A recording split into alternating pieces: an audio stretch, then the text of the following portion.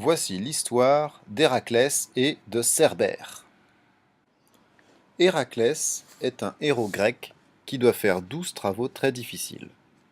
C'est le roi Eurysthée qui lui a imposé ça. Et le 12e de ses travaux, c'est de capturer Cerbère.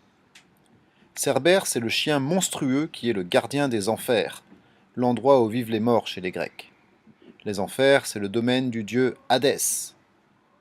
Cerbère, c'est un chien monstrueux, il a 3 têtes, une queue de serpent, il est recouvert de serpents partout sur son corps et il bave du venin. Ce monstre garde l'entrée des enfers, il empêche les morts d'en sortir. Et Héraclès a reçu l'ordre d'aller voler le chien et de le ramener au roi Eurysthée. Dans cette aventure, Héraclès est aidé par 2 dieux. Le dieu Hermès, qui le guide vers les enfers, et la déesse Athéna, qui veille sur lui. Pour arriver aux enfers, Héraclès doit traverser un fleuve, le Styx. Le Styx, c'est le fleuve que les morts devaient franchir pour accéder aux enfers. Une fois le fleuve franchi, Héraclès doit affronter au corps à corps le dieu Hadès qui lui barre le passage. Mais notre héros parvient à battre le dieu. Héraclès est très très fort. Hadès est vaincu et il autorise Héraclès à capturer Cerbère, mais à condition qu'il le capture à main nue.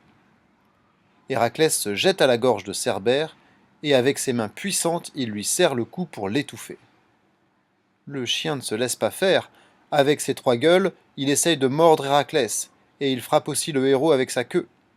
Mais comme il a du mal à respirer, Cerbère perd connaissance. Alors Héraclès en profite pour lui passer un collier autour du cou et le capturer.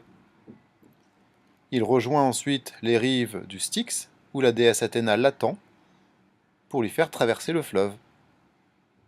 Notre héros revient donc dans le monde des vivants, et il ramène Cerbère enchaîné pour le montrer au roi Eurysthée. Effrayé par le monstre, le roi Eurysthée se cache dans une jarre.